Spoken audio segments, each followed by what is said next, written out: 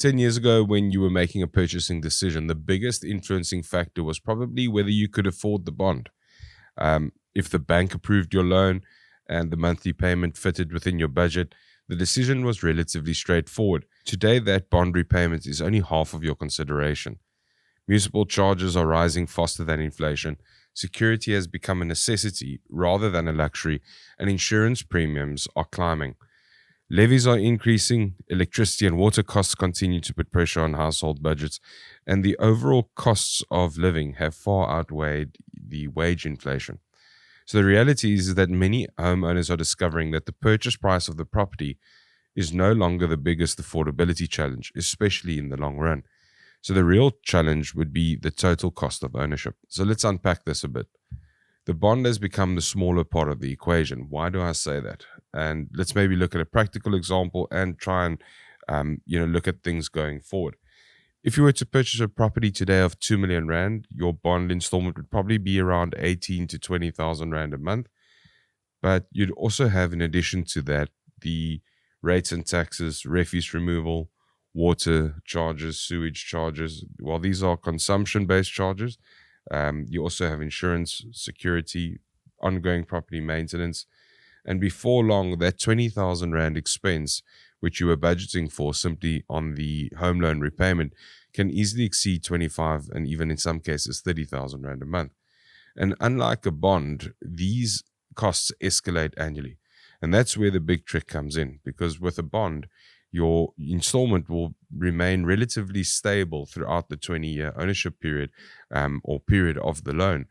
Yes, that will fluctuate based on interest rate cycles, but generally speaking, these will be more stable than the increases that you'll be experiencing in the consumption and ownership costs. So many buyers still look at rates and taxes as a relatively minor expense, but it's no longer the case. Municipal accounts now often include the property rates, water charges, sewage charges, refuse removal, fixed electricity charges, availability charges. If you've been following the channel, you would have seen that we covered this quite extensively for the city of Cape Town recently.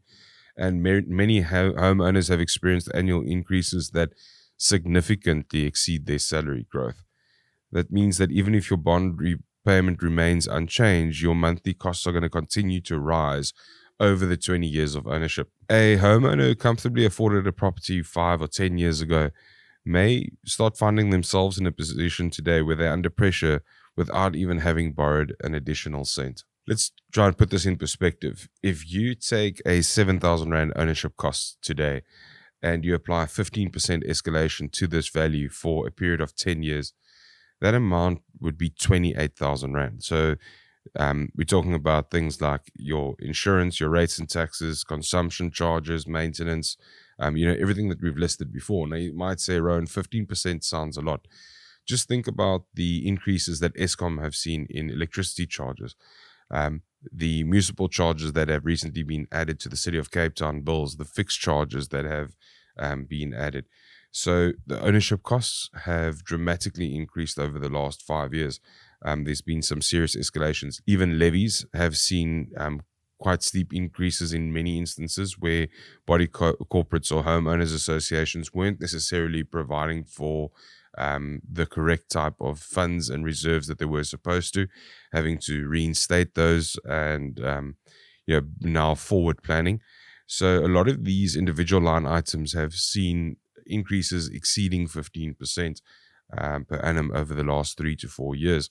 So if this continues and you take a 10-year view, that 7,000 Rand a month ownership cost is going to go up to 28,000 Rand a month.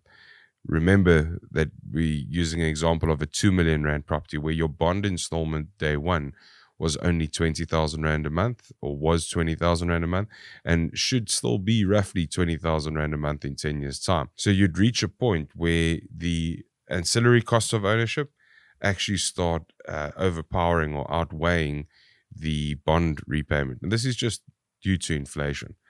So that's what I'm saying. Something that we probably need to be more mindful of now more than ever, because we're coming off the back of these costs escalating quite dramatically. One of the other costs of ownership that you need to consider more strongly than ever is security. Security upgrades are no longer option. They've become pretty much compulsory right across the country. I know certain parts of the country have been more prone and more used to this, or for a longer period of time than others.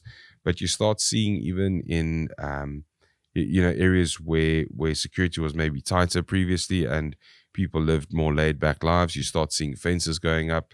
You start seeing additional armed response businesses, CCTV cameras, license plate recognition systems, booms, in public areas, estate levies, security patrols.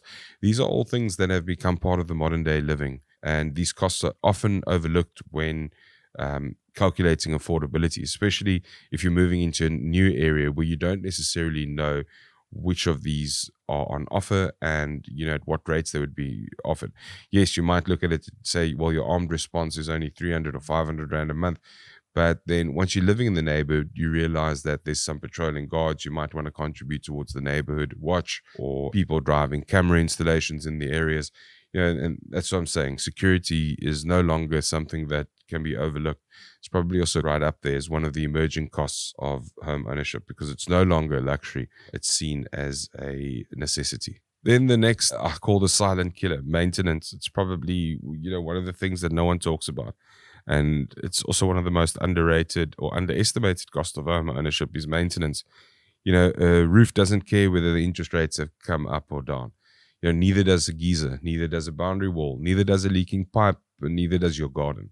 A useful rule of thumb is that you should budget between 1% and 2% of the property's value for annual maintenance. And on a 2 million rand home, that could be 20,000 rand up to 40,000 rand a year on maintenance. It might sound excessive, but believe you me, if you start adding up all those costs that you're doing or that you're doing yourself, and you look at the costs of those, you'll easily find that you're spending 1% of the property value on maintenance. So take that into account, start budgeting, start planning for that when you're purchasing your property. Because in many instances, I've seen people budget nothing for this at all. And they sort of save towards it once they are in the position of ownership, rather than considering it upfront when they do start making the purchasing decision. Then the next thing I want to just quickly touch on is estate living, and this perception that estate living is always more expensive.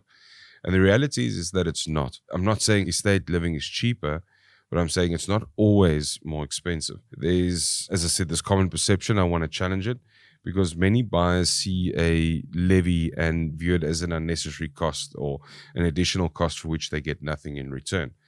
But let's just run through a quick comparison between a traditional home and an estate home. In a traditional home, your security is for your own account, your garden maintenance is for your own account, your maintenance of the parks in your area very often is for your own account, because even though the municipality should be doing it, homeowners will end up clubbing together for some park initiative or something because of the failing services. Your boundary security with electric fence or whatever camera systems that is your own responsibility. And then you have the cost of administering all of these things on your own, whether you do it yourself or whether you have someone who helps you to maintain these things like a garden service or whatever. These costs all land upon you as the homeowner. Whereas in an estate home, the levy typically includes many of these services and sometimes even insurance. In sectional title schemes, you'll find that insurance is included in the levy, which in a traditional home, which is outside of security or which is not sectional title, that insurance still is for your own account too. So just something, while we're on this topic of ownership costs, don't always just assume that living in a secure estate is more expensive. Then you even look at things like facilities within the estate. Some estates offer things like gyms, pools, lifestyle facilities, and these are all accessible to you as an owner as part of the levy structure, and they are maintained and upkept, by the levy structure. Whereas if you were doing it individually, you would have all those costs for yourself. So the question isn't one of whether levy is cheaper or not, or estate ownership is cheap or not, but rather what you're receiving in return for that. And because, as I said, sometimes that estate levy can actually provide better value for money than maintaining or even developing these services for yourself.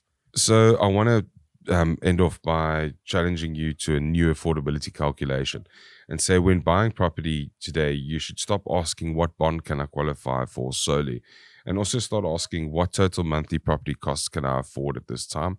And going forward, over the next 3 to 5 years, what happens if these costs do escalate? Can I absorb them? Because generally one thinks that your year one will be your worst ownership, or be your highest cost of ownership, with the bond being the highest relative to your income. But just watch out for those areas where you might find that those creeping costs are coming in. I've done a video a while back, an episode about how you can reduce the costs of ownership, through things like retrofitting existing buildings, getting away from some of those municipal charges. And those are also considerations that you can take and plan for, to say within your purchase, do you allow for things like solar, for boreholes, things that will help you reduce the cost of ownership. Remember, your bank only assesses your affordability and your ability to repay the loan. They don't assess things like your future municipal increases, special levies, maintenance surprises, security upgrades, and utility inflation. That's your responsibility. So I want to challenge you to include that when you do start looking at buying property. Because for years, we've viewed it as we've said, the bond being the biggest cost of owning a property. And while that might be true in the early days, today that's changing. The most successful homeowners are no longer just budgeting for the purchase price, but also for these increasing costs. They're budgeting for the complete home ownership experience, because the buying of the house is only the beginning of that journey. And owning it is where the real financial commitment starts. Unfortunately, you see in many areas, and another video that we did recently was about the middle class being squeezed in Cape Town. And I often come across people that are living in suburbs where they can no longer afford to actually stay there, not because they behind on their bond installments, but because they simply cannot afford to keep up with the municipal charges. You think of people that have gone onto pension and have fixed incomes and have faced these additional costs of municipal charges. They are very often the example that I'm referring to, and saying, look at what this could be. As your area grows in demand, as property values go up, so do your property rates and taxes. And you could end up in a position where you can no longer afford this. You might say, well, Rowan, you know what? This is something that's going to just cause me to simply rent. Remember that many of these charges are actually passed on to the tenant too. So, your consumption-based charges all fall within the tenant's responsibility. And the rest of these charges, as they increase, if they're not directly reflected in your rent or recovered, will, indirectly eventually be added to your rent, because it will add to the cost of ownership for the landlord. So don't think that by simply renting, you will avoid this situation. Just maybe encouraging you to think more mindfully of, your property and how this impacts your financial life. So hope you've enjoyed this episode. Stick around, we'll be doing some more of this sort of stuff, and let us know in the comments what you'd like to know more of.